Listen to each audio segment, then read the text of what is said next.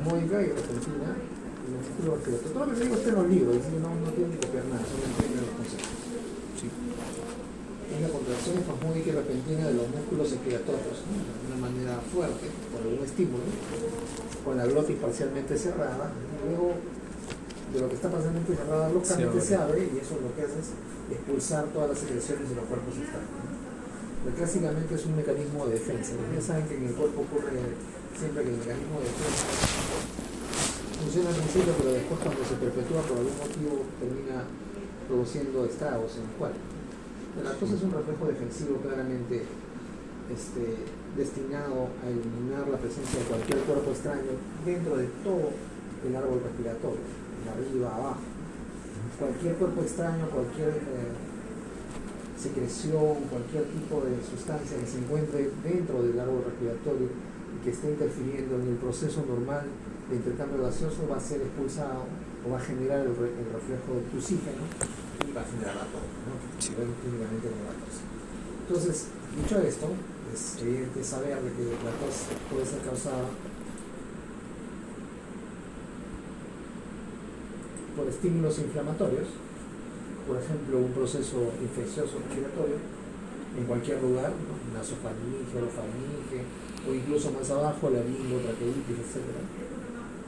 Mecánico, la polución, por ejemplo, ¿no? Nosotros estamos en una ciudad muy contaminada como algunos vientos de flota, aspiramos un aire con mayor cantidad de fibra, o de repente la clásica, ¿no? Un niño se traga su juguete y eso le va a generar tos. Sí. Estímulos químicos como el humo, los gases, estos vapores industriales que se generan, por ejemplo, en las fábricas de algunas sustancias o algunos elementos particulares, ¿no? O sea, cuando en las fábricas de plástico, en las fábricas en general materiales sintéticos de construcción, se generan muchos gases industriales, ¿no? Evidentemente para eso debe haber una protección apropiada, ¿no? Pero a veces por ahí el operador se quita el casco y empieza a toser porque el humo, el gas es irritativo para la vía respiratoria. Y también estímulos térmicos, básicamente el aire frío o caliente van a producir tos, ¿no? De ejemplo más evidente, cuando ustedes suben un avión, el aire acondicionado lo ponen bien frío al principio, eso le puede producir un poco de tos, ¿no? Lo mismo cuando está muy caliente el clima, se bajan del avión con aire acondicionado bien riquitos en verano.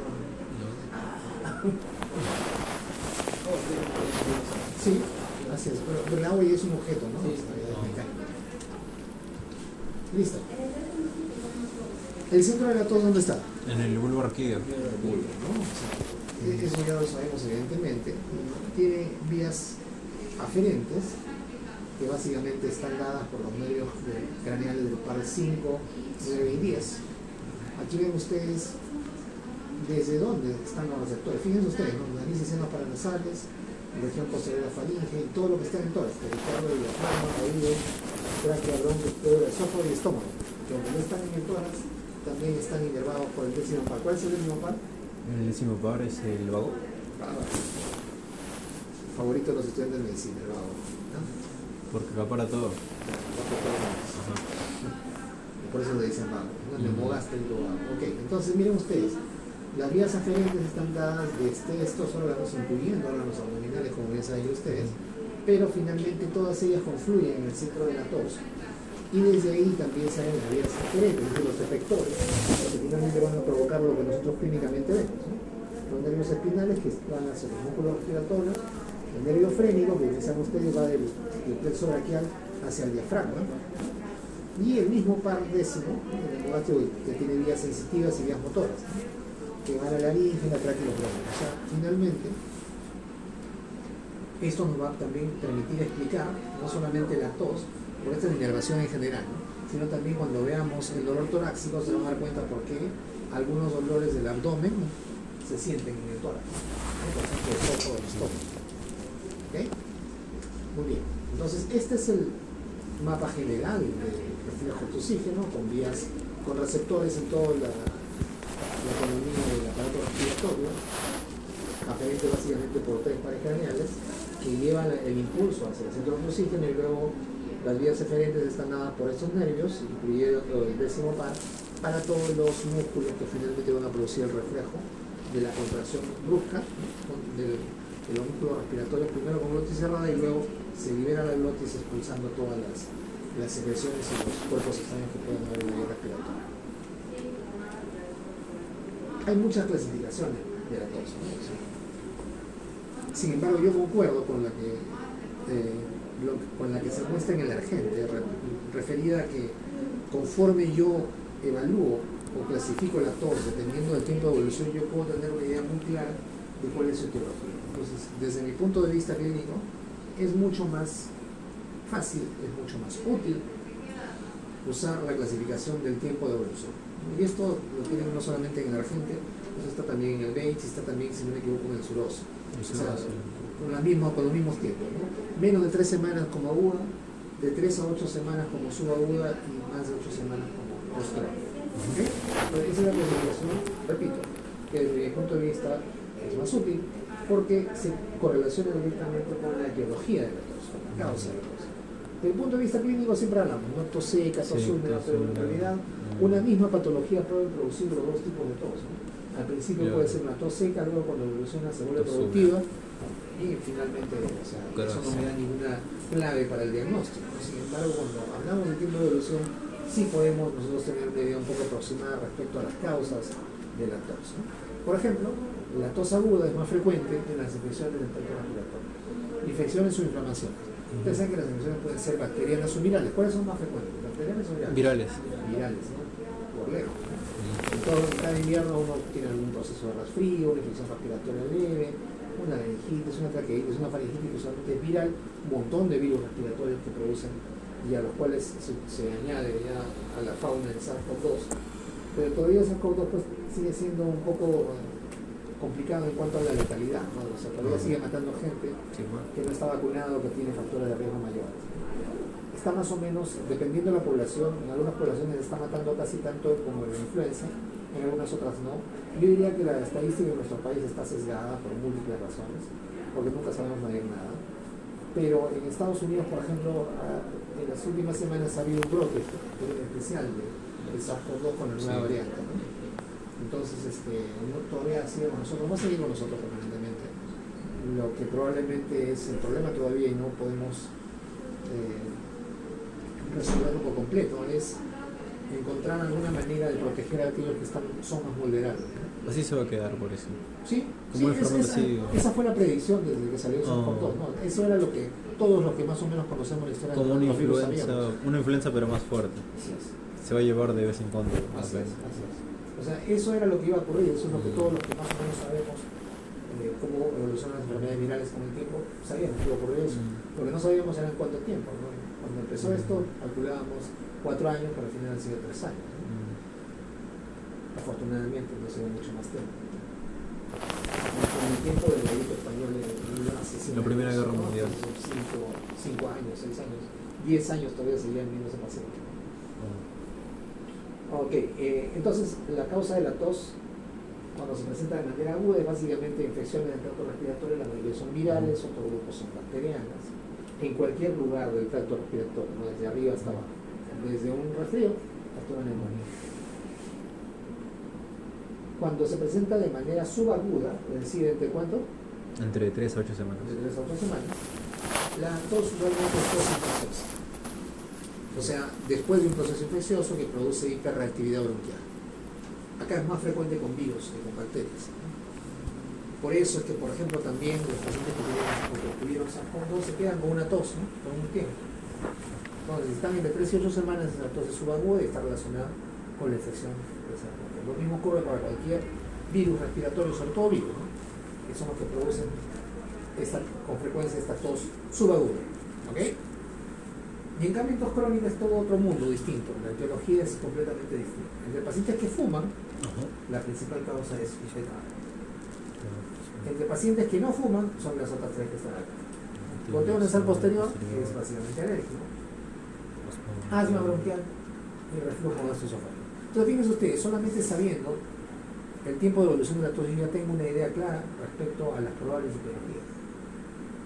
Yo digo, el paciente tiene tos, y averiguo bien, pregunto bien cuál es el tiempo de evolución de la tos, yo ya puedo tener una idea aproximada respecto a la etiología. Entonces, en una tos aguda pensaré básicamente en infección del tracto respiratorio y empezaré a tirar pues, el diferencial dependiendo de las características de la tos, el tiempo de evolución y algún otro antecedente epidemiológico importante.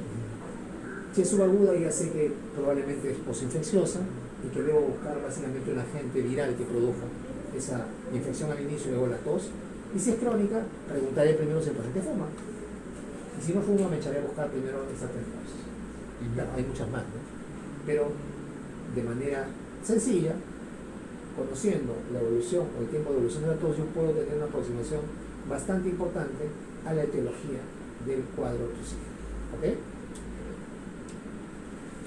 Voy a pasar una serie de tablas donde lo importante no es que ustedes se aprendan todo, sino que veamos los puntos más importantes de ella. Esta tabla, por ejemplo, si no me equivoco, es del MOS. Entonces, esta es un emparejamiento del tipo de tos, desde el punto de vista clínico, de cómo uno escucha la tos, y las posibles causas de la tos, lo cual también puede ser importante, ¿no? Dice que cuando la tos es seca, sin secreciones, machacora, no sé si se llama machacora. Bueno, lo más probable es que sean infecciones virales, algún tipo de neumopatía, tumores, alergia y ansiedad. Cuando la tos es crónica y productiva, regularmente, ya saben, no estamos pensando o en tabaquismo o en enfermedades crónicas pulmonares, bronquiectasia, bronquitis, absceso, tuberculosis, neumonía bacteriana no tanto crónica, ¿no? Neumonía produce tos productiva, pero no crónica, no es una tos aguda, ¿no?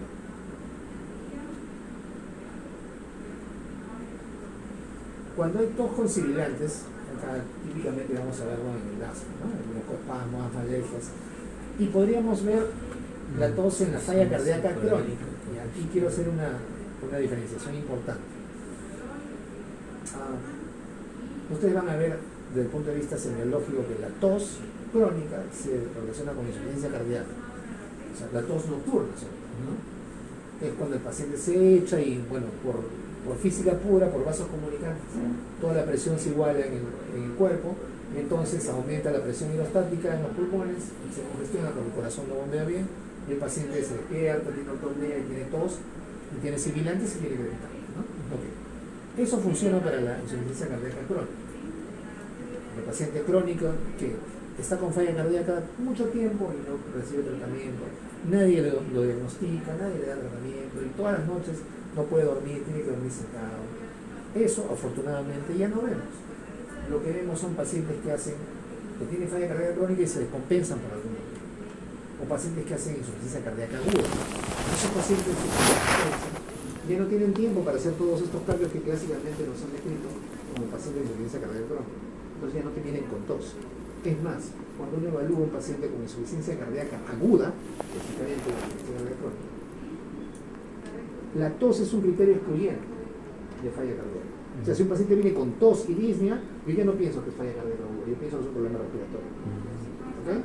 Entonces, la tos que le describen ustedes clásicamente como insuficiencia cardíaca congestiva es insuficiencia cardíaca crónica, de un paciente que crónicamente tiene insuficiencia cardíaca, que todos los días hace síntomas, que nunca nadie lo diagnostica, que está ahí evolucionando años y años, ¿ya? Y tiene crepitantes, sibilantes, en la noche se descompensa, tiene que dormir sentado, le sirve el pecho, todo bota su esputo medio rosáceo, hasta que por ahí un día hace un edema agudo de pulmón. Eso afortunadamente ya no vemos, salvo que el paciente no tome su tratamiento, o salvo que efectivamente sea tan descuidado o esté en la punta del cerro que nadie lo diagnostica. Ya no vemos eso, menos mal, ¿no? Afortunadamente, le damos tratamiento al paciente, ya por eso les digo, quiero que entiendan esto, hemos alterado con la medicación la historia natural de las enfermedades. Muchos cuadros de los que ustedes leen en el libro, que son clásicos, ya no los van a ver. Y lo peor de todo es que si ustedes piensan que los van a ver y no los ven completos, van a decir, no tiene. No, sí tiene. Lo que pasa es que lo hemos alterado con la medicación. Un paciente con insuficiencia cardíaca crónica, medicado, va a estar caminando feliz de la vida, jugando fulbito. ¿Ok? Porque eso hemos logrado con la medicación. Aumentar las expectativas, tenerlos funcionalmente como un paciente que no tiene nada. O si ustedes piensan, viene, por ejemplo, un paciente caminando, ¿no? Lo ven feliz de la vida, se siente. Yo le digo, el paciente tiene insuficiencia cardíaca. Usted le pregunta, ¿y usted tose en la noche? No. ¿Usted le falta el aire en la noche? ¿Duerme echado? Sí. ¿No tiene tos rosácea? No. ¿Y cómo dicen que tiene insuficiencia cardíaca? Tiene, pues solo que está en tratamiento. Solo que hemos controlado los síntomas. Con el tratamiento hemos alterado por completo la historia natural de la enfermedad. ¿Y la enfermedad coronaria, doctor, también puede producir tos? No, la enfermedad coronaria produce tos, salvo que haya un infarto agudo, que sea un infarto inferior, ¿no? Donde la coronaria derecha puede estar comprometida y se podría irritar la pared inferior, digamos, la pared posterior inferior del corazón que está en contacto con el diafragma podría irritarse y podría producir tos, pero no es un signo, digamos, típico, ¿no? O sea, no voy a esperar a encontrar tos para decir, sí tiene infarto inferior, no. No hay que ver, ¿no? Es un signo que puede estar relacionado con, pero no me va a dar ninguna clave de diagnóstico. Acuérdense por eso del LR, ¿no? LR positivo y negativo. Hay signos, yo puedo encontrar 500 signos en un paciente. De hecho, cuando descubrieron las enfermedades, empezaron a describir varias cosas y muchas de ellas se encontraron de manera casual en ese momento en el paciente y pensaron que era parte del cuadro clínico. Entonces, todos aquellos signos y síntomas que se encuentran así una vez a las 500, no piensen encontrarlos. Ellos no son la clave del diagnóstico. Lo que son la clave del diagnóstico son aquellos que se encuentran con frecuencia, que tienen un alto poder predictivo, un LR positivo más de 10 y un LR negativo menos de 0. ¿Okay? Tos perruna, todo lo que suena a perro es tráquea, bronquio. ¿Okay? El exterior ya lo hemos escuchado en un audio, vamos a volver a escuchar, les conseguí los audios de los soplos raros, no de todos, porque no hay de todos, y como les anticipé, los conseguí buscando en inglés, ¿no? Porque los gringos sí son bien metódicos por eso. Si no hay, lo fabrican con una máquina que imita el ruido. No como el ecuatoriano. No como el ecuatoriano que piratea bien. El que es fumador tose sobre todo en la mañana. El que tiene insuficiencia cardíaca crónica no tratada tose sobre todo en la noche. ¿No? Cuando se echa el líquido llega al pulmón y dice, ahí tose, cuando se congestiona. Acá está, ¿ves? Todo. Goteo postnasal también en la noche. Insuficiencia cardíaca congestiva. Eso puede ser pues no sé, los que tienen como, o sea, moco en el nariz y todo para el pulmón. Todo aquel paciente que tenga algún proceso respiratorio alto, ¿no? En la nariz, que le produzca congestión u obstrucción, rinitis alérgico o cualquiera de sus derivados, va a producir goteo postnasal crónico. Y es así, ¿no? Caen las gotitas del moco para atrás. Y eso irrita continuamente y produce broncoespasmo y produce tos. Sí, Eso es lo que... Eso es para las personas que tienen rinitis alérgica, por ejemplo. Eso se cura con gotitas. Bueno, se trata con gotitas. Se trata con inhaladores, ¿no? que tienen corticoides y que tienen algunos vasodilatadores que finalmente van a disminuir la congestión. Porque cuando tú tienes nariz tapada, ¿qué es lo que hace para respirar? La boca. Boca. Entonces abres la boca y el aire que entra frío irrita, además la garganta y produce tos. Y como tienes tapado acá, se produce secreción para tratar de... y todo cae para atrás. Eso puede ser en niños, ¿no? Porque a veces... En niños, en adultos también. Que tienen rinitis. Y la nafasolina, doctor. ¿Cuál va? La nafasolina que libera toda esta cosa para la nariz, ¿es también para eso? Sí, es una confesión. No te puedo hablar de la efectividad porque esas cosas yo no las veo. Está fuera de mi campo de acción. Pero hay un montón de medicamentos que sirven, que son vasoactivos, vasomotores, que vasodilatan, para mejorar la perfusión, Al final el problema no es tanto la congestión, sino lo que ocurre después de eso, ¿no? O sea, uno tiende a respirar con la boca abierta, entonces se irrita la garganta, tiende a caer las gotas de moco hacia atrás y producen broncoespasmo y producen tos. Tos asociada a las comidas y las bebidas, bueno, un paciente, por ejemplo, estas cosas son raras, ¿no? Pero sí existen, ¿no? Si usted tiene un paciente que tiene alguna enfermedad de la neurona motora, así tipo Pedro Suárez Vértiz, pues van a tener problemas con la dilución. Entonces, si ustedes le dan comida y tose, es una buena, un buen signo de que probablemente tiene un problema con la dilución. Este cuadro es del Mosby. Y todos estos cuadros que están azulitos son del gente, ¿okay? Y entonces, fíjense ustedes, aquí todo este cuadro me sirve para saber de que tengo tos cuando tengo enfermedades del aparato respiratorio, hasta aquí, ¿no? Diarrea alta, broncoespasmo, cuando tengo enfermedades cardiovasculares, básicamente insuficiencia cardíaca crónica no tratada, cuando tengo enfermedades del pericardio, también produce tos. Cuando tengo enfermedades del aparato digestivo, del reflujo gastroesofágico, produce tos, la hernia hiatal, ¿se acuerdan que hablamos de hernia hiatal? ¿No? también produce tos. Ah. Enfermedades gastroesofágicas producen tos. Enfermedades neurológicas, entonces el mecanismo de la tos es distinto, ¿no? Porque van a haber trastornos en la dilución y poder de transpiración, el paciente puede tener neumonía. Uno de los medicamentos que con más frecuencia produce tos son los inhibidores de la enzima convertidora de angiotensina, que son medicamentos que utilizamos para manejar la hipertensión. ¿Cuál es el medicamento clásico? Captopril, enalapril. Todavía usamos inhibidores de la ECA como medicamentos para la hipertensión. Captopril fue la primera molécula, el enalapril posterior y ramipril también lo utilizamos. En general, los inhibidores de la enzima convertidora de angiotensina, que son medicamentos que utilizamos para la hipertensión y para prevención secundaria, pacientes con falla, etc. Ese grupo de medicamentos tienen como efecto secundario importante la tos. La tos es una tos seca, es una tos matutina, es una tos que a veces se vuelve muy molesta, que interfiere con la vida diaria del paciente. ¿Y eso se puede cambiar? Sí, cambiamos de medicamento. ¿Qué medicamento? Le damos usualmente bloqueadores centrales, los sartán y los sartán y todo eso. Sí. ¿Cuánto es la frecuencia? Depende de las poblaciones, pero en algunas poblaciones puede ser muy alta. Hasta 30% de pacientes pueden tener tos por inhibidores de ECA. Entonces, es algo que nosotros, por ejemplo, los cardiólogos estamos muy al tanto, ¿no? O sea, si vemos que un paciente después de un tiempo, ¿no? Y esto es una cuestión idiosincrática, o sea, si alguien tiene tos por IECA, ya no debo darle ningún IECA, ya no puedo darle ese grupo farmacológico, tengo que cambiarlo. Claro. Vemos, si tolera bien el primer mes, seguramente no va a haber problema. Un paciente que tiene el reflejo idiosincrático que va a hacer tos, inmediatamente le toque a las 2 semanas, dejándose que está con tos y no puede, ¿no? Tos. Le cambiamos. Eso tiene una explicación lógica por el metabolismo del IECA, pero eso no vamos a entrar en Z. Entonces, si quieren pensar en fármacos que producen tos, inhibidores de la ECA. Otras causas de tos, cáncer renal, síndrome para neoplasma, esas cosas son raras. Hay hasta tos psicógena, ¿no? O sea, el paciente que no tiene nada y tos, ¿no? Pero acuérdense que cada vez que nosotros hagamos un diagnóstico de algo psicógeno, de algo que no tiene un correlato físico o somático, debemos haber descartado previamente todas las causas orgánicas. No puede ser para mí la primera presunción, no tiene nada, está loco, es psicógeno. No puede ser así, ¿no? Nosotros debemos haber evaluado sistemáticamente y eliminado o descartado todas las causas. Es fácil que se hace con historia clínica, ¿no? Por eso es justamente que ustedes preguntan, ¿no?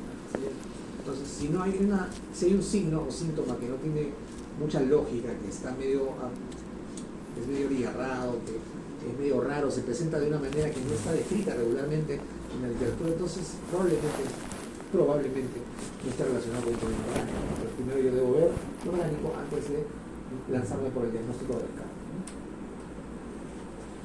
¿no? Aquí algunos datos útiles, otro cuadro de la gente, ¿no? Algunos datos útiles para el diagnóstico del paciente que consulta con tos, basado en el momento de la presentación.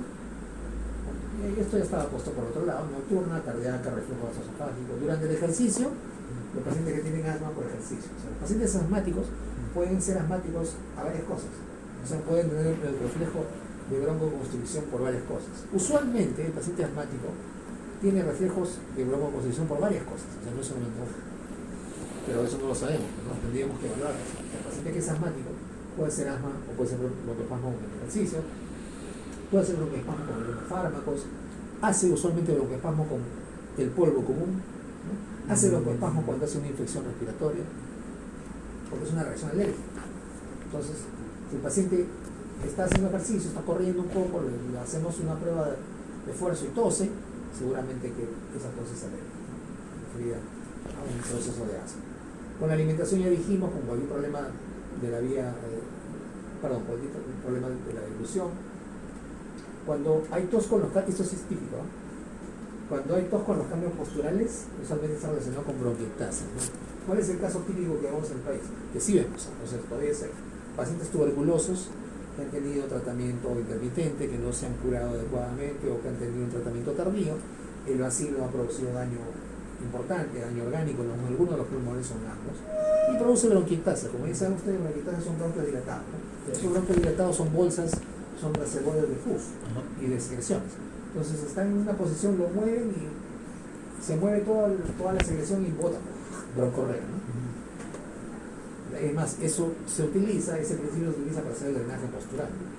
Le mueve de un lado para otro viendo en qué lado bota todas las secreciones.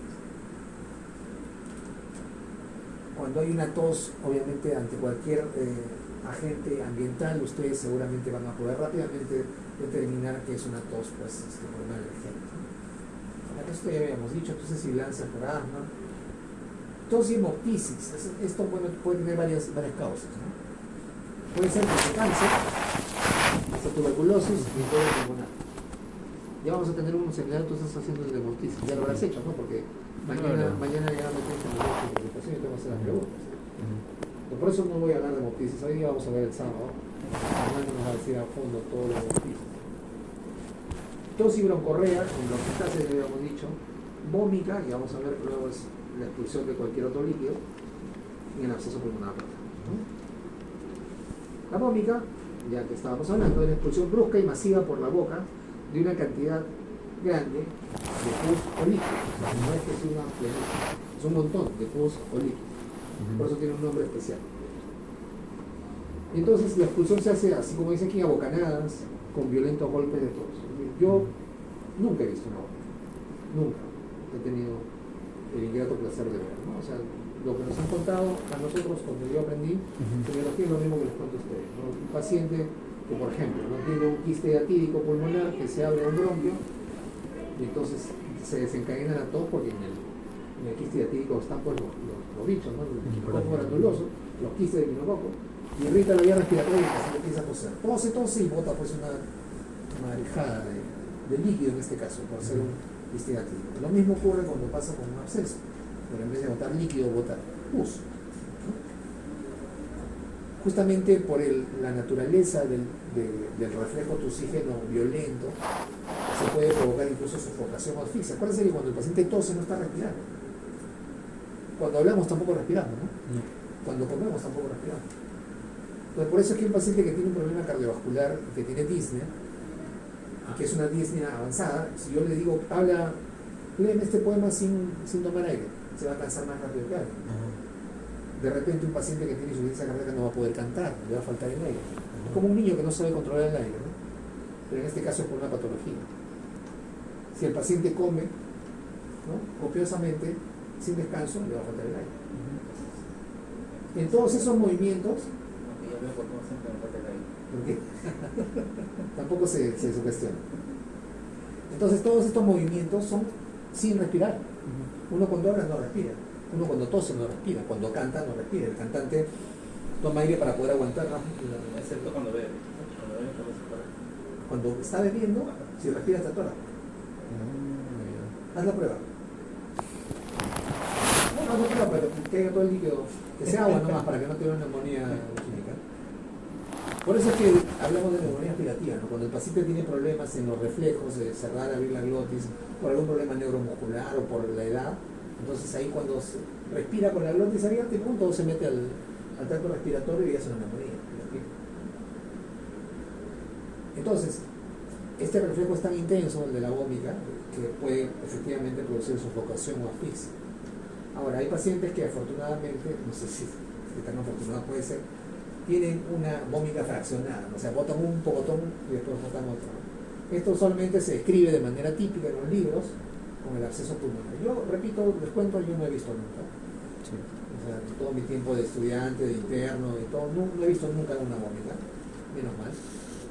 Debe ser dramático, ¿no? La pseudovómica, y como su nombre lo dice, no es exactamente la vómica, es el aumento de expectoración, pero no al nivel ni en la magnitud de una vómica, ¿no? O sea, en pacientes con broncorrea, con bronquitis, etc. No es lo mismo. El mecanismo, este es un gráfico del Suros, que para algunas cosas no sirve, ¿no? Que nos habla del origen de la vómita, ¿no? Que puede ser torácica, de un absceso o quiste pulmonar, absceso pulmonar o un quiste diatídico, ¿no?, que se abre hacia un bronquio. Acuérdense, siempre tiene que ser que se abra hacia un bronquio. Acá están viendo ustedes, ¿no? Se abre hacia un bronquio y solo es la única manera mediante la cual se puede eliminar la cirugía. Un NTM enquistado, acá está, es un derrame pleural que se llena de pus, un NTM. Una mediastinitis supurada que no se ve aquí. La mediastinitis es una infección del mediastino. ¿Okay? Entonces por ahí eso se pega y todo y se fistuliza hacia un bronquio y también se bota. La mediastinitis es una infección bien frecuente. No es bien frecuente, pero es frecuente entre pacientes que son intervenidos del corazón. En general reciben cirugía cardiovascular. O sea, no es una cosa que ustedes van a ver. O sea, lo vemos en el ambiente hospitalar. Yo sí lo veía. Como reciente cardiología veíamos mediastinitis a montones. Y en teoría, si no se trata adecuadamente, esa pus que está en el pericardio puede fistulizarse hacia un bronquio. Primero se la pleura, ¿no? Luego el pulmón, el bronquio y pum, se bota. No, tampoco hemos visto ni veríamos, porque ni bien veíamos alguna alteración en la tomografía, inmediatamente le damos antibiótico. ¿Antibiótico nada más? No se drena, doctor, ¿no? No se drena solamente cuando la antibiótico terapia no ha sido efectiva. Ese es el estado general. Si ocurre eso en 48 horas, inmediatamente no se abre de nuevo todo y se ríe. Pero no ocurre regularmente, ¿no? Porque usualmente es una complicación no inmediata, sino casi tardía de la cirugía de esternotomía y de cardiectomía. Y extratoráxica, origen extratoráxico de la ómega, sería, por ejemplo, abscesos hepáticos, ¿no? Aquí está el absceso hepático, simplemente un absceso o un quiste hepático hepático también se abre hacia un bronquio y luego pasa al largo respiratorio y es expulsado. ¿Ok? Este gráfico está bonito, está gracioso y ese es el origen de la vómica. Es necesario saber de la vómica, sí, pero es bien infrecuente que repito, hay algunas cosas que ya no van a ver, pero es necesario que las sepan, ¿no? Este es probablemente una de ellas. Yo nunca vi, espero que ustedes nunca vean. Miren ustedes. Tipo múltiples en el mundo, ¿no? Terrible. Las cosas, afortunadamente, ya no las vemos, ¿no? Pero todavía se ven. Hay que pensar que el equinococco granuloso ingresa al cuerpo básicamente porque uno ingiere carne contaminada con los huevos. De cerdo, ¿no? De cerdo, de res. Y en los animales también se aloja en los mismos órganos. Por eso es que en los camales, las personas que sacrifican a los animales deben examinar. Hay un periodo muy interesante en los animales sacrifican los niños que no hacen. O sea, no tienen un come y ya está así. ¿Ok? ¿Alguna pregunta sobre tos psicológica? No, doctor. ¿Todo claro? Medicamentos están con tos seca, pero escucho mucho que le da un jarabe y también aumenta la tos. Ya, ok. Ya. Bueno, la pregunta sería, ¿qué debemos hacer con la tos? ¿Debemos darle tratamiento o debemos esperar que depende cuál es la causa, ¿no? Por ejemplo, la tos en una infección respiratoria es un mecanismo de defensa reducible. O sea, en una infección viral el proceso infeccioso agudo dura como 5 días aproximadamente. Entonces, durante ese tiempo el paciente va a tener tos. Después de eso podría quedar con tos, se hemos visto que sí, ¿no? Pero no es tan frecuente. Si la tos es seca, sin secreciones y es muy molesta y le produce demasiada molestia al paciente, ¿no? O sea, es muy espasmódica, no puede hacer sus cosas. En ese caso sí podría yo usar un antilucino de acción central. Pero si la tos es manejable, se puede soportar y está dentro del lapso de tiempo que va a durar la tos, yo no tendría por qué intervenir, no tendría por qué cortar la tos. ¿Por qué? Porque la tos es un mecanismo de defensa. Cuando está en proceso productivo, menos todavía, porque está botando todo lo del virus y primero tendría yo que dar un antilucino. Entonces el manejo va a depender de la etiología, ¿no? De actual opinión. Solamente daremos antitusígenos en los casos en los cuales pues efectivamente la tos sea muy molesta, esté durando demasiado tiempo. Por ejemplo, una tos subaguda, si yo estaría sin ningún problema dando solo infecciones y está molestando, ahí le puedo dar un antitusígeno sin problemas. Salía desde 15 hasta ya puedo ver todo. Entonces, el manejo va a depender, repito, del tipo de tos y la tos. Pero regularmente no interferimos en la tos. No tenemos por qué interferir. Ahora, por ejemplo, cuando le doy tratamiento al paciente con la tos del paciente asmático, yo no trato la tos del asmático, el broncoespasmo y el proceso inflamatorio. Con eso se ve la tos. ¿Okay? recuerden esto, nosotros no tratamos síntomas, debemos tratar enfermedades. Yo debo con el síntoma o el síndrome llegar a un diagnóstico teológico y tratar la enfermedad. Yo debo eliminar o disminuir progresivamente los síntomas. Entonces, yo no debo ser un médico que trata síntomas, eso hacen los farmacéuticos, ¿no? Y algunos médicos también lamentablemente. ¿Alguna pregunta más? Vamos a hablar un poco de dolor torácico. No cardiogénico, pero sí tenemos que hablar un poco de cardiogénico para ver la diferencia, ¿no? Cuando hablemos en el siguiente segmento, en el siguiente capítulo de cardiovascular, vamos a hablar con mucho más detalle del dolor en general. El dolor torácico, como bien saben ustedes, es un motivo frecuente de consulta. Me olvidé borrar esto.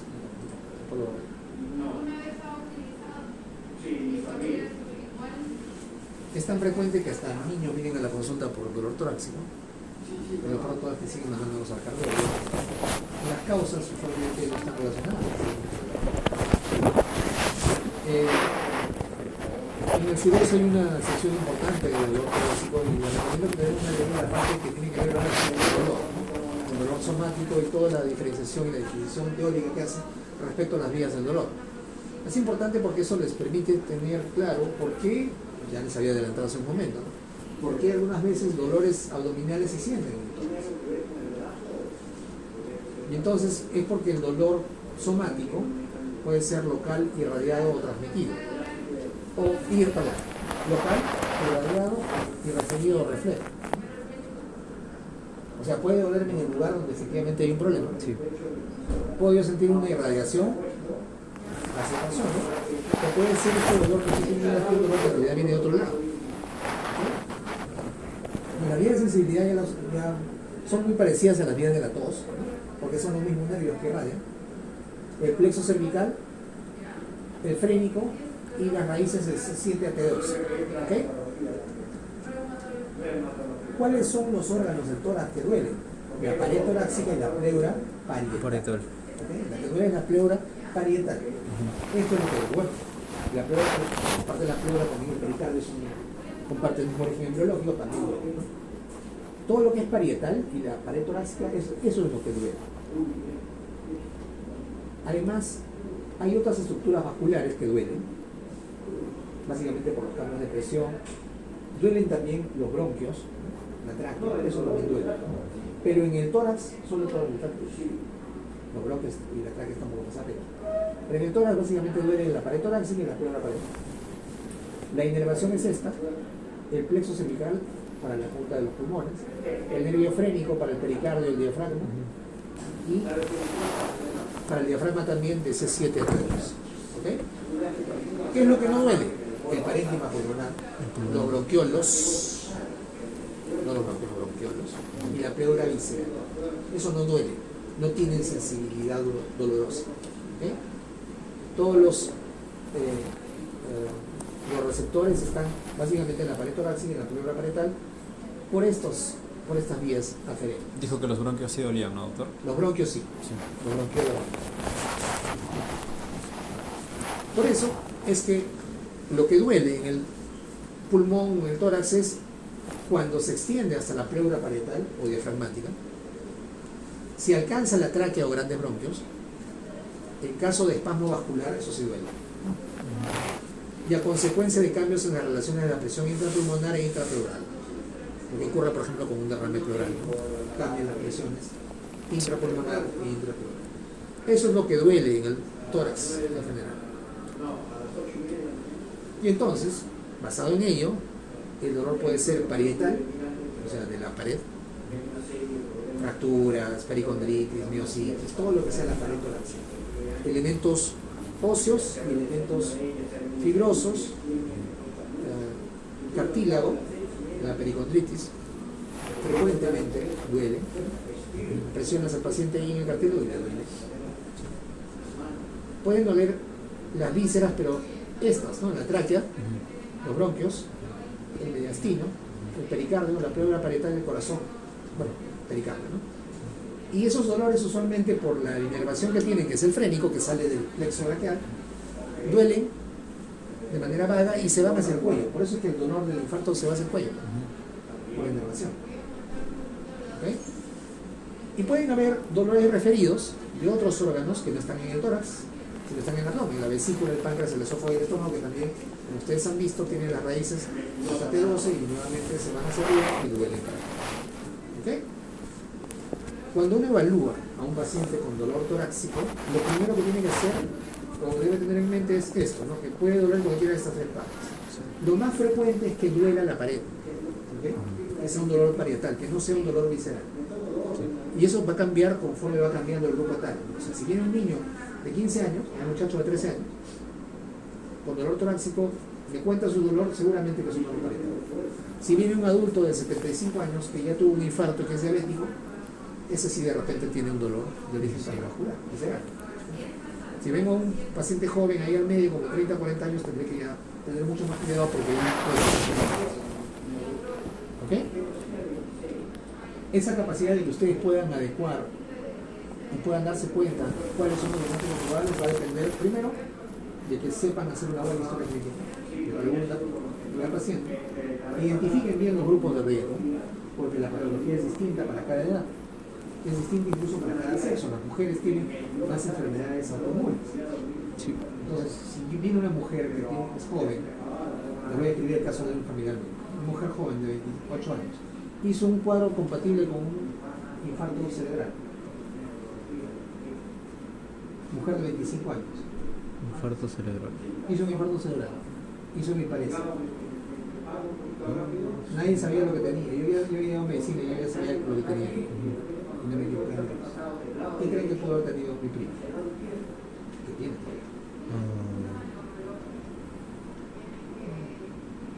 ¿Por qué una mujer de 25 años hace un infarto cerebral? Esa es la pregunta. Sí. Una mujer de 70 años, en fin, ¿no? Una mujer de 25 años. Por un trombo. Sí. ¿Qué predispone a una mujer de 25 años que haga un trombo? ¿Cómo saber de trombosis? ¿Qué predispone a una mujer de 25 años? Un estado protrombótico. ¿Cáncer? Es una opción, pero no es cáncer. Pero sí, tendría que diferenciar un cáncer. ¿Qué más? Una enfermedad autoinmune. ¿Cómo cuál? ¿Como el lupus? Lupus tiene. Debutó con el lupus, con un infarto cerebral. Doctor. ¿Por qué hacen infartos o por qué hacen trombosis las mujeres, las personas que tienen lupus? Porque tienen síndrome antifosfolípico. Es un estado protrombótico. ¿Síndrome cómo? Antifosfolípico. Antifosfolípico. Mi prima tiene lupus y tiene síndrome antifosfolípico. Debutó con su lupus con un infarto cerebral. Entonces, ¿cuál es la clave diagnóstica? El infarto con antiinfarto. Eso se explica por la causa regular de un infarto, que es hipertensión, aterosclerosis. No, pero eso ocurre en una persona adulto mayor, no en mujer. Por eso ustedes tienen que conjugar la historia clínica del paciente con el paciente mismo. O sea, ¿quién es? ¿Quién es? ¿Es un joven? ¿Es una mujer? ¿Es un adulto mayor? ¿Dónde vive? ¿Ha tenido contacto con animales? Por eso se conjuga toda esa información de la historia clínica con el cuadro clínico para poder llegar a unas presunciones diagnósticas. Eso se tiene con el tiempo, pero, o sea, no es difícil. Tienen que simplemente decir, ¿quién es esta persona? ¿Es un niño? ¿Es un adulto mayor? ¿Es un anciano? ¿Es una mujer con menopausia? Y entonces ya, solo con eso yo ya tengo una idea de lo que puede tener. Si a eso le sumo el cuadro clínico, ya tengo más refinado. Lo examino, estrecho aún más, y con eso trabajo. Voy a buscar mis exámenes para confirmar o descartar mis diagnósticos. ¿Ok? Sí. Ya.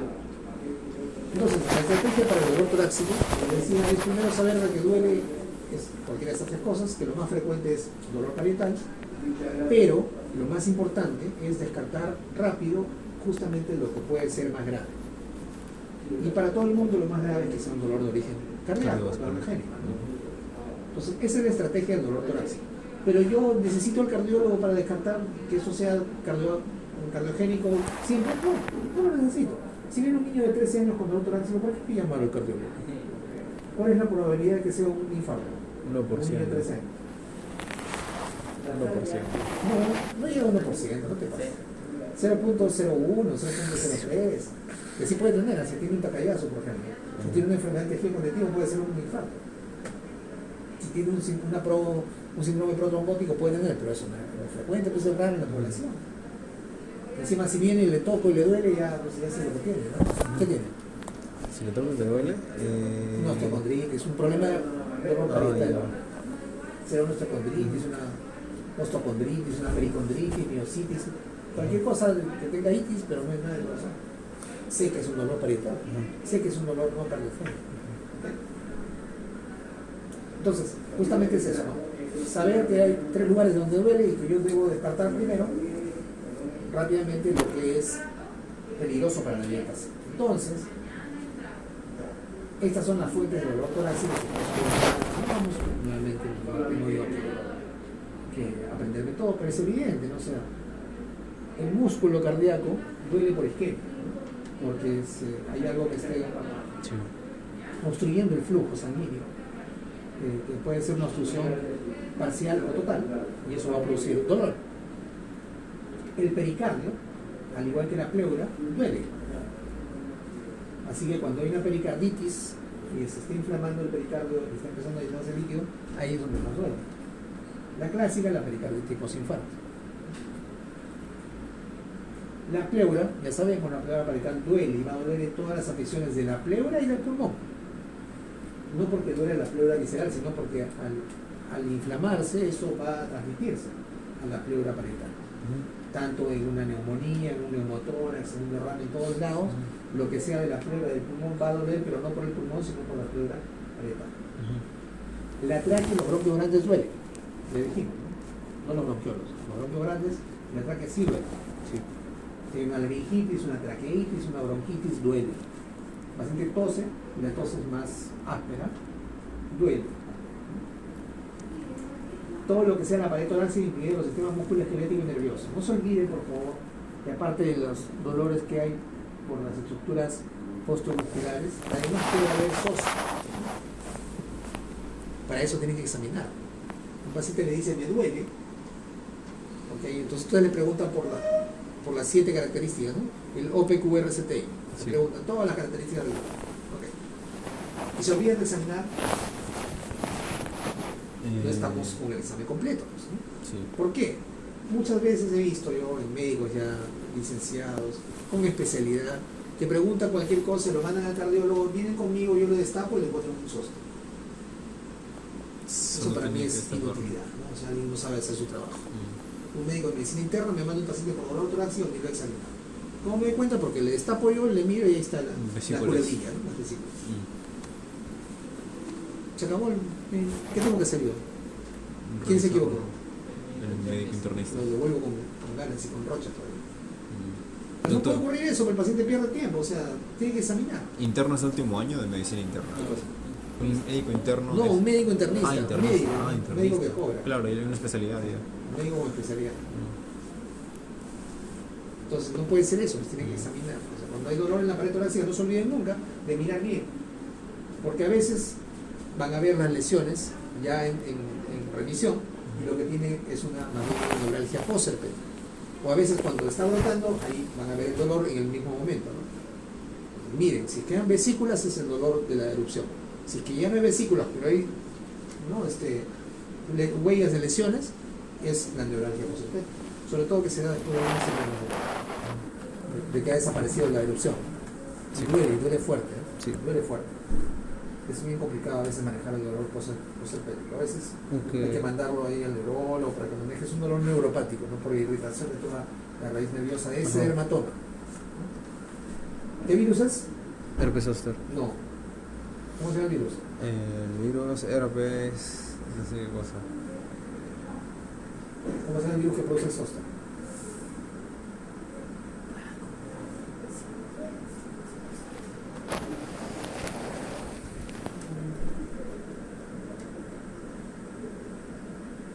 El virus varicela zoster, ¿verdad?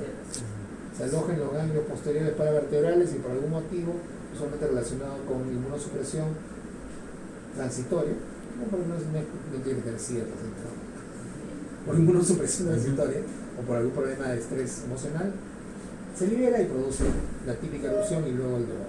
¿Okay? ¿Qué otras cosas duelen más dentro del tórax? El esófago duele, por enfermedad de reflujo esofágico, por espasmo. El espasmo esofágico difuso puede producir un dolor muy similar al dolor anginoso. Es un dolor constrictivo en el centro del pecho, que se irradia hacia arriba. ¿Okay? Ese es el diagnóstico diferencial más grande probablemente del dolor de tipo anginoso. El desgarro esofágico se llama Mallory Weiss, tiene el nombre propio, pero no tenemos el nombre propio. También obviamente va a producir un dolor intenso, ¿no? Pero además de dolor va a producir el shock, ¿no? Va a sangrar el paciente. Estructuras extratorácicas como el cuello, la vesícula y el estómago también pueden irradiar, ¿no?, su dolor hacia el tórax. Sí. Si uno quiere agrupar las causas frecuentes del dolor, pueden ser musculoesqueléticas, la mayoría. Pueden ser cutáneas, el caso este, relacionadas con la mama, el duele de tórax, pero la mama está ahí, ¿no? Digamos que más frecuentes en la mujer, que con más frecuencia tiene cáncer de mama o tumores mamarios, pero no olviden también que los varones, si tienen cáncer de mama, es más agresivo, así que si hay alguna lesión ahí media rara, inmediatamente refieren al especialista. Gastrointestinales, reflujo, estómago esofágico, todo lo que tiene que ver con esófago, estómago, incluso páncreas y enfermedades biliares. El síndrome del ángulo esplénico, ¿no? O sea, la distensión del ángulo esplénico del colon que puede producir un dolor similar al anginoso. Esta cosa es bien rara, ¿ya? Ahí me olvidé de decirle que hay un espacio de timpanismo en la parte del emitórax izquierdo, ¿sí? Que es el espacio de Traube, ¿no? Está ahí descrito en los libros. Es un espacio que justamente se corresponde con el ángulo esplénico del colon. Es un espacio muy chiquitito que está por aquí, más o menos quinto o sexto intercostal. Ustedes percuten por ahí, van a escuchar solo un pequeño cuadradito donde se puede escuchar casi timpánico. Yo no diría timpánico exacto, casi timpánico, ¿no? Nada se escucha como el timpanismo de la tos. ¿Por qué, doctor? ¿Cómo por qué? O sea, porque no se escucha como los... Porque hay, Podemos de cortar todas maneras el- hay más interposición de estructura. Ah, ya. Porque, fíjate, acuérdate que acá está también Vaso. la jaula torácica, ¿no? Eso es el ángulo de colon que es básico. Luego, las causas pulmonares y las cardiovasculares. Estas son las causas del dolor torácico que pueden comprometer la vida del paciente. Claramente, embolia coronarias agudos, embolia pulmonar, neumotórax, atención, disección aórtica y taponamiento cardíaco. Son cuadros clínicos en realidad distintos, ¿no? El paciente con síndrome coronario agudo claramente es un paciente que tiene factores de riesgo cardiovascular. Yo ya les he dicho esto, aunque me he adelantado, pero los 4 factores de riesgo cardiovasculares son la hipertensión, la diabetes, la dislipidemia y el tabaquismo. Además, la edad, ¿no? O sea, la enfermedad cardiovascular es más frecuente en varones mayores de 45 y en mujeres mayores de 55. Entonces, yo tengo esto, antes de que el paciente venga conmigo, le pregunto, yo ya sé, y el dolor es de tipo opresivo, urente o constrictivo en el centro del pecho, o sea, retroesternal. Tiene que ser en el centro. No puede ser, doctor, un dolor... O sea, no es que no puede ser. Estoy describiendo el cuadro clínico tipo. Ah, ok. Lo más frecuente es dolor opresivo, retroesternal. Puede ser urente o puede ser constrictivo. Por eso es que cuando yo le pregunto las características del dolor le pregunto ¿cómo duele? ¿Le aprieta? ¿Le contrae o siente usted como que estuvieran estrujando algo? Ajá. ¿O le hinca? Si me dice me hinca, y eso alejó un montón la posibilidad de ser un problema cardiovascular. ¿Okay? El dolor típico es opresivo, urente, o sea, quema, o constrictivo. ¿Cuál es la irradiación, dijimos, por la inervación? Hacia el cuello, hacia arriba, hacia el cuello. Puede ser también hacia la parte interna del brazo izquierdo, pero la parte interna. ¿Okay? Pero clásicamente es opresivo retroesternal con irradiación al cuello, acompañado o no de signos neurovegetativos. ¿Por qué? Porque está al lado. ¿Cuáles son esos signos neurovegetativos? Taquicardia, hay un poco de hipertensión, no es una hipertensión muy alta, hay sudoración fría, diaforexis. ¿Okay? Puede haber náuseas y vómitos si es un infarto inferior y está irritando atrás el pericardio y está en contacto con el diafragma. Y puede haber pues cosas mayores, ¿no? Puede haber síncope, puede haber shock, es un infarto masivo. Pero ese es el dolor, desencadenado por el esfuerzo. En la embolia pulmonar, el paciente tiene factores de riesgo usualmente para enfermedad tromboembólica y debe tener signos de trombosis venosa profunda, porque hemos dicho que la trombosis venosa profunda y la embolia pulmonar son las dos caras de una misma entidad, ¿no? De una misma patología. Entonces, y además el dolor torácico de la embolia es súbito, es agudo. El paciente está... Le voy a contar cómo es el cuadro clínico típico, ¿no? Si una mujer, por ejemplo, porque una mujer, por la mujer tiene más de otro bote. Una mujer está echada en cama porque le operaron de la cadera, se levanta al baño y de repente ya le duele el pecho y le flaquea. Ese es una embolia pulmonar, salvo que alguien no se lo recuerda. ¿Por qué? Porque estaba inmovilizada, de repente utilizan dispositivos orales, le hago mi score y veo que tiene la pierna hinchada, ya está, embolia pulmonar. ¿Ok? Dolor agudo. La característica del dolor es más o menos lancinante, pero es un dolor en realidad poco sordo, es un dolor difuso.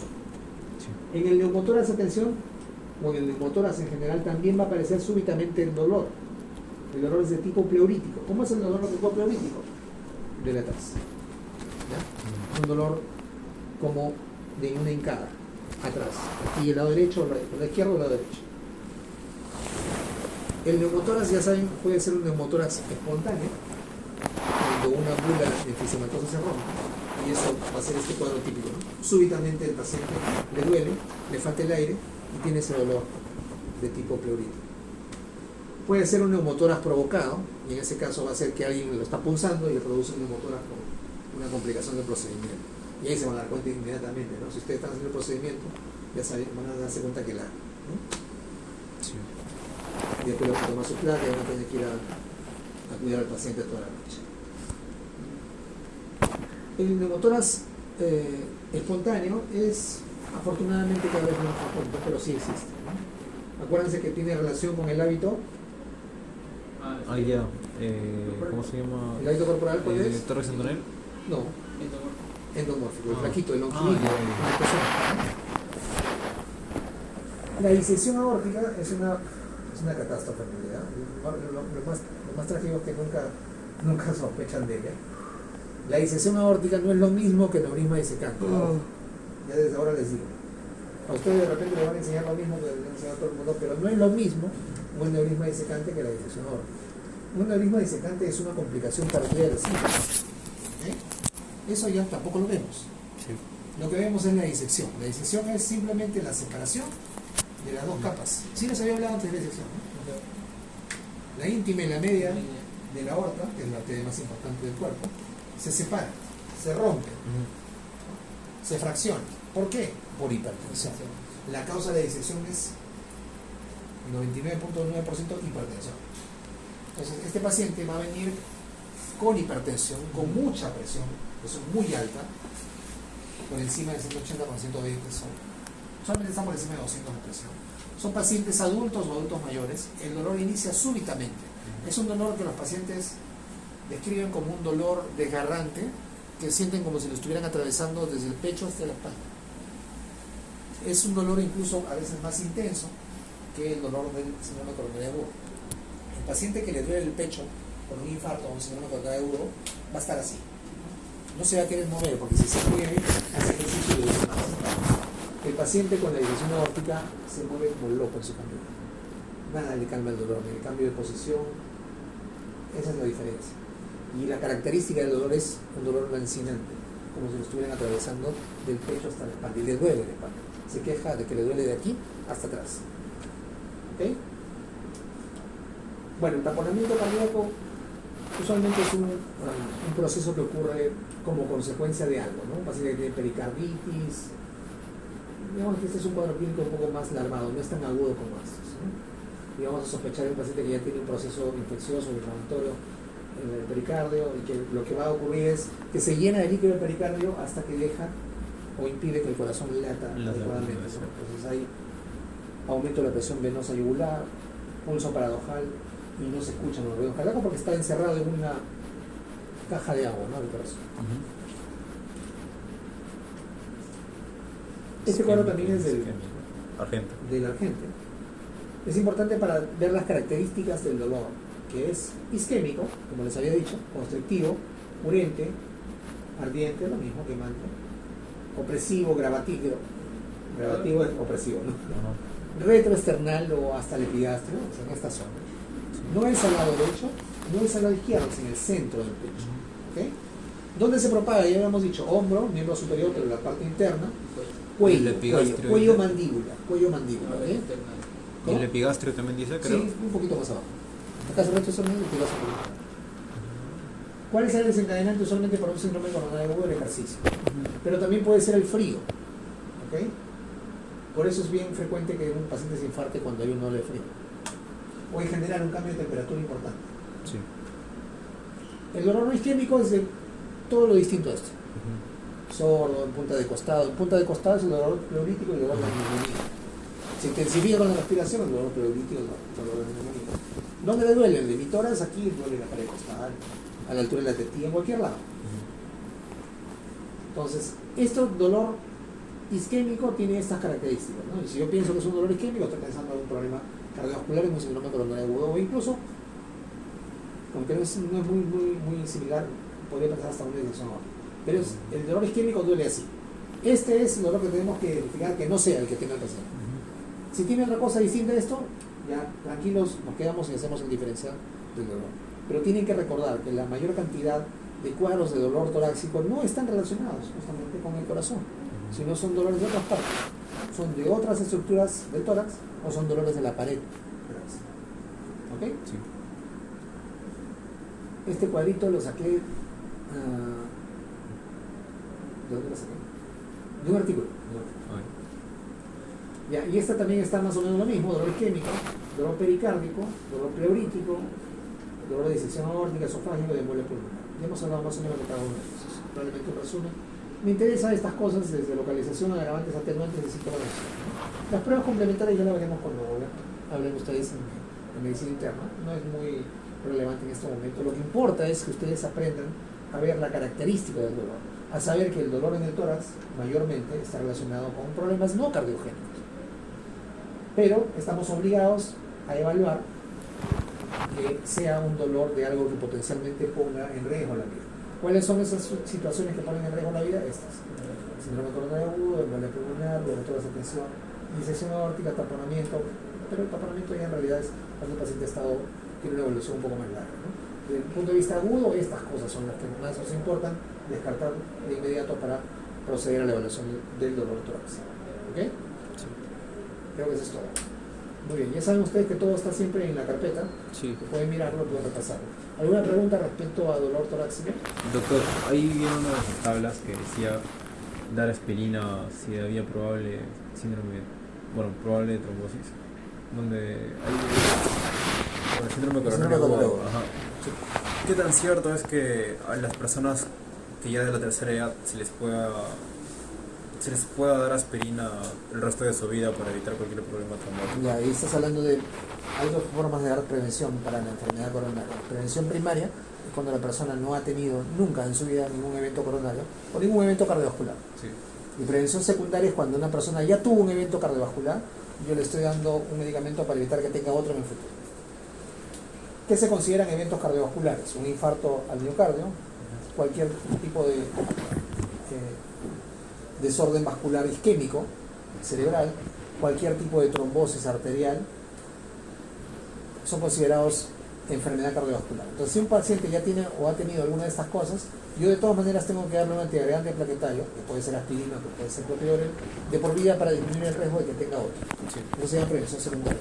Si un paciente no ha tenido nunca, la evidencia para esto es muy pobre. En realidad no necesitamos a ninguna persona. No se La debería. prevención primaria no. Salvo que tenga incluso en pacientes con un riesgo cardiovascular muy alto. Sobrepeso. Sobrepeso no. Sobrepeso no es un alto riesgo cardiovascular.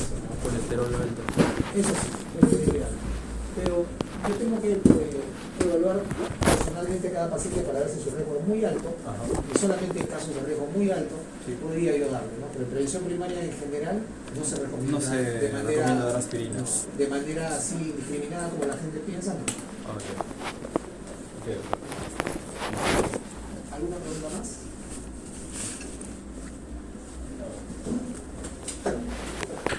¿Todo claro?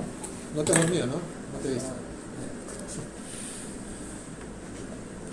Ya, entonces mañana vamos a... Bueno, usted mañana terminará su historia y vamos a hablar de disnea y cianosis. Cianosis también, y con eso creo que estamos al día, ¿no? Sí. Bueno, voy a hacer disnea, cianosis y síndrome pleuroparenquimal. ¿Verdad? Sí, sí. Ya, ok, doctor. Con eso ya estamos ahí. Sí.